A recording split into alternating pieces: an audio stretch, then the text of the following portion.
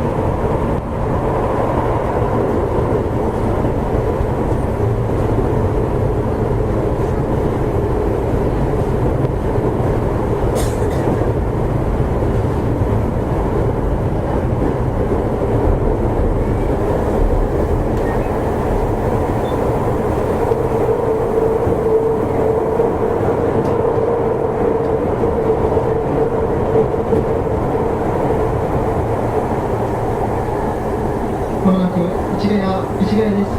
出口は左側です。市ヶ谷の駅は神保町に停車します。西成線、有楽町線、南北線、途中通過する九段下駅に乗ったお客様は入場です。途中、幕僚からのクロスで各駅に連絡します。本日は到着が遅れまして、ご迷惑をおかけしました。